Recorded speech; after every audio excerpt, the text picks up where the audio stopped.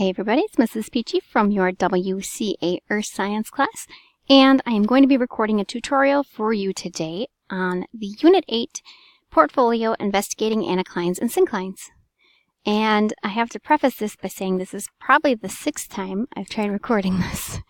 So hopefully we'll be successful this time because it's getting a little redundant. So this portfolio really just requires you two different supplies. You need to have a protractor, and you need to be able to print out a lab report. If you can't do either one of those things, you need to talk to me so that we can arrange something else for you, okay? But right now, that's what you need to have in order to make this successful.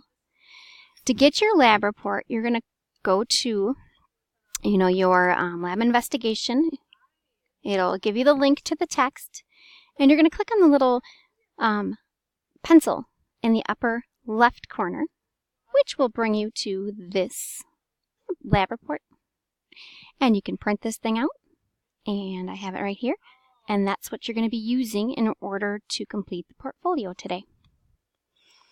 Before we start, I want to talk to you a little bit about what we are learning about today. This portfolio is talking about geological landforms, two in particular, anticlines and synclines, that are caused by a type of stress called compression. So compression is when you have two forces working kind of opposing each other, and the rock strata that's in between, if you can imagine that this tablet of paper represents a layer of sedimentary rock, is being kind of pushed upon, and it is folded into hills and valleys, right? The upfold or the tops of the hills are called anticlines, and the downfolds are called synclines. And there's lots of factors that affect whether or not rocks will fold or if they will actually fault, which does happen depending on how brittle the rocks are.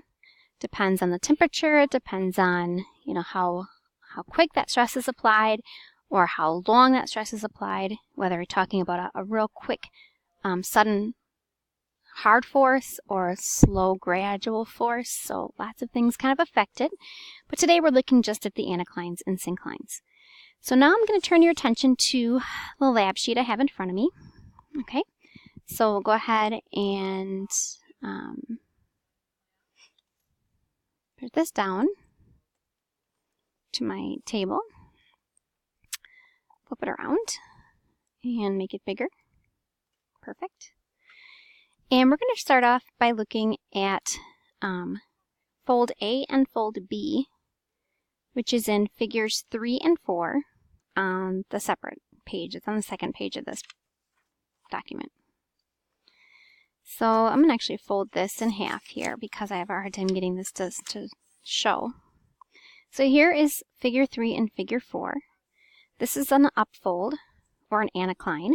You can remember that because an anticline looks like a capital A. Right? Anticline, capital A. Okay, I'm trying to get that focused pretty good for you. And then this is a syncline, the bottom fold. So we're going to look at both of them, and what we're trying to see is, how slanty are they? Some anticlines and synclines are perfectly symmetrical. It's pretty rare that they're going to be perfectly symmetrical, but they're more or less symmetrical. If one is perfectly symmetrical, that would mean that the axial plane is exactly perpendicular to the horizontal. Okay? So in that case, all of your limbs, if you measure the slant here, they're going to be slanted 45 degrees from the horizontal. Okay? So what we're going to do is we're looking at these guys because they're not perfect. And we're going to measure the degree of slant from the horizontal.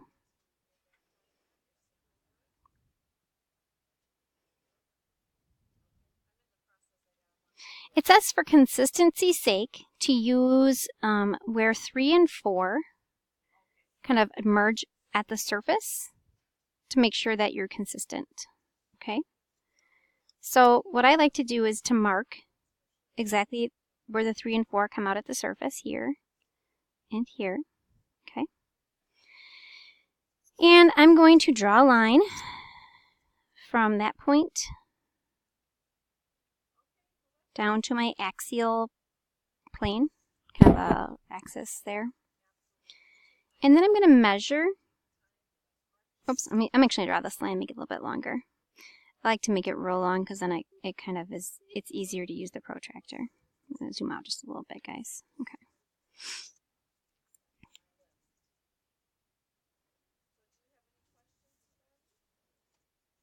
Flip this guy around a little bit. Sure, why not? It comes out at roughly, I think I did that correct spot, didn't I? It comes out at,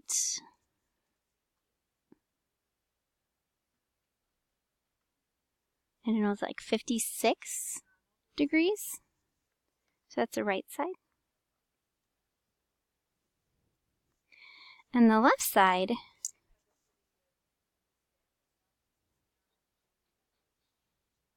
I'm just going to draw like, these are not perfect by all means, guys. I had a slightly different measurement the last time I did it, so this side is going to be, oh gosh, looks like, hard to see the reflection there. Let's see if I can turn the light off. Yeah, that's better for you guys. I don't know, 87 degrees. So left side is 87. That's totally different from what I had last time. Well, what's within plus or minus 3 degrees from what I had last time, but not the same. Let's do the fold B then. So fold B, I think I used the, so we're going to do here.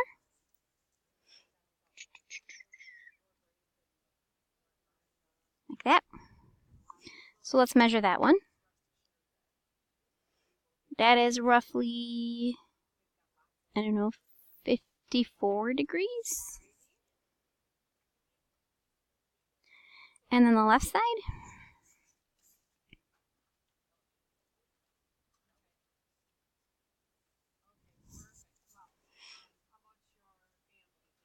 about 54 degrees also. That's what I'm coming up with anyway.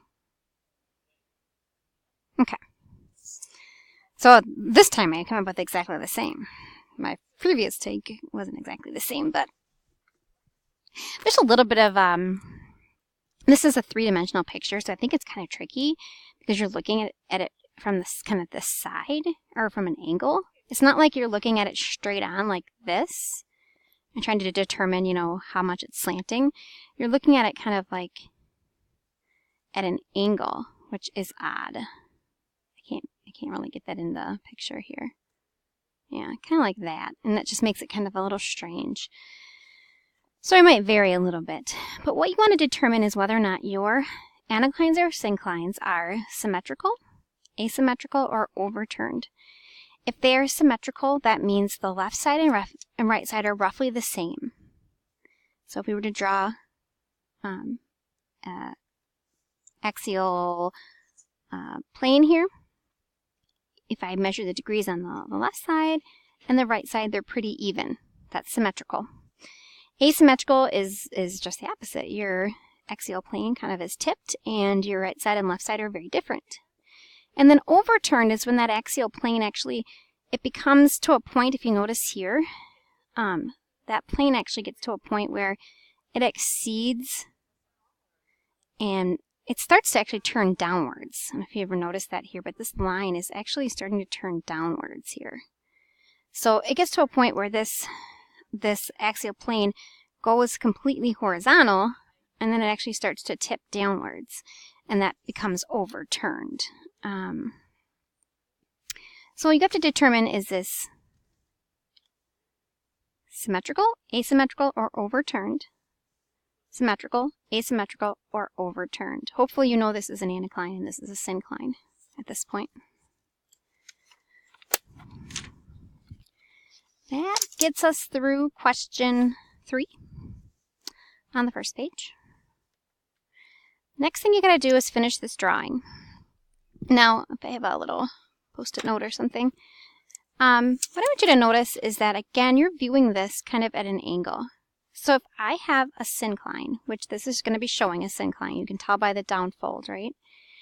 And I'm viewing this like that, kind of. What is it going to look like to me on the end? It's got a U shape on kind of the side here, right? But on the end, it's not U-shaped. It's actually straight. It's tilted, but it isn't U-shaped. So kind of keep that in mind when you're drawing here. This part is going to be U-shaped. And you really can kind of draw those folds wherever. It's easier if you have just a few. But the side is not going to be U-shaped. It's like I said, it might have a slight tilt to them.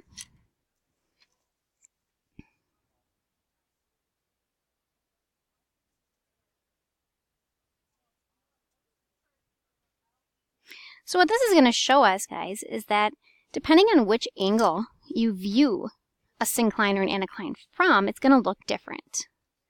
Notice the picture in the background, right over there. Okay? Look at the kind of the right side. Notice how that's not shaped like an anticline. It's straight, but it is tilted. So if we were to dig up an anticline or a syncline, a lot of times these things become apparent when people are excavating for highways and things like that, because they have to dig out sections to make the road as flat as possible, and then you'll see these things kind of on the sides of the road. And depending on which angle you view it from, you might see a perfect syncline or anticline, or you might just see some tilted layers. Okay. The next page, we're going to get to the analyze and conclude questions. What type of fold is shown in fold A? So these questions we kind of answered already. Okay, so I just want you to put them in here again. Is it an anticline or a syncline, and is it symmetrical, asymmetrical, or overturned? Same thing for number 2. This one you're going to look at the law of superposition. So look in your text on the law of superposition, which is the oldest and which is the youngest layer.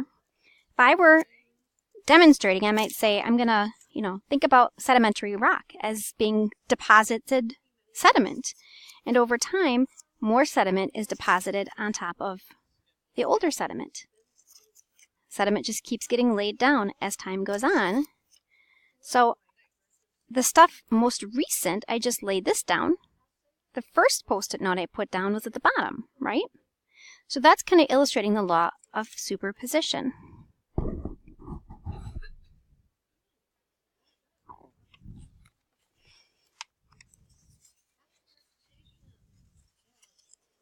Okay, and let's see.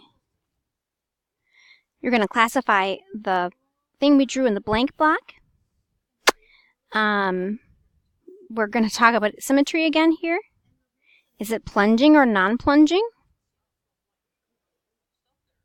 And then this question, applying concepts. If you walk away from the axis on an eroded anticline, do the rocks get older or younger? What about on a syncline? So you have to envision that if you're walking away, let's see if I can get there. If I'm walking away here, is the stuff on the outside here older or younger? What about on a syncline? If I walk away, is the stuff out here older or younger? All right, hopefully that answers the questions. It's kind of a tricky portfolio, but good luck on this, guys. If you have any questions, additional questions or concerns, feel free to give me a call at extension 2204, or you can send me a webmail message. You guys should be sending this into me through your white envelopes. So hopefully that makes sense. And I hope you have a great day, everyone. Bye-bye.